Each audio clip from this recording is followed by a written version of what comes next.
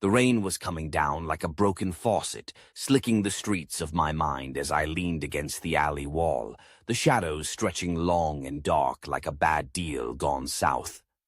I was just a simple guy, a gumshoe with a heart as big as a freight train, but with enough sense to know when to keep my distance. They called me Forrest, but in this town you could call me anything you wanted, just as long as you didn't call me late for a drink. Life was a game of chance, a roll of the dice, and I was just a player trying to make sense of the cards I'd been dealt. I'd seen the world through the haze of cigarette smoke and whiskey breath, and let me tell you, it wasn't pretty. My mama always said life was like a box of chocolates.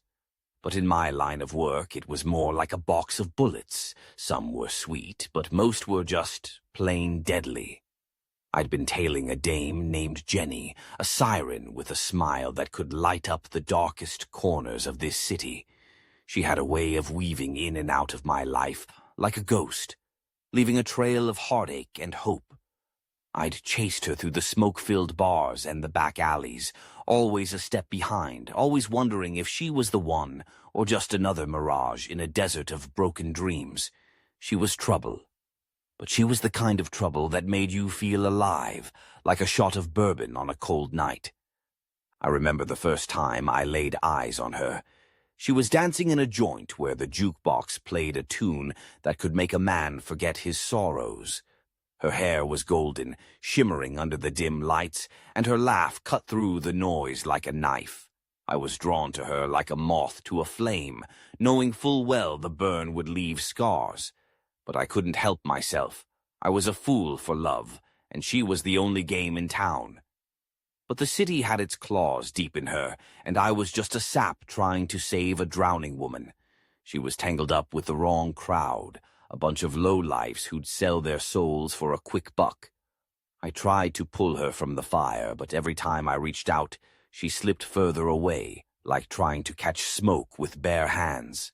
I'd follow her into the dark, through the seedy underbelly of the city, where the neon lights flickered like dying stars, and the air was thick with desperation. My heart was a ticking time bomb, each beat echoing the weight of my choices. I'd been to war, seen things that would make a lesser man crumble, but nothing prepared me for the battlefield of the heart. In the end, I learned that love was a double-edged sword, cutting deep and leaving scars that never quite healed.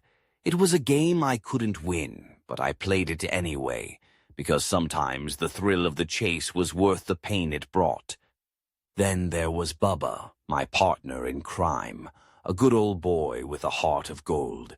We'd shared dreams of shrimp boats and open waters. But in this town, dreams were as elusive as the morning mist.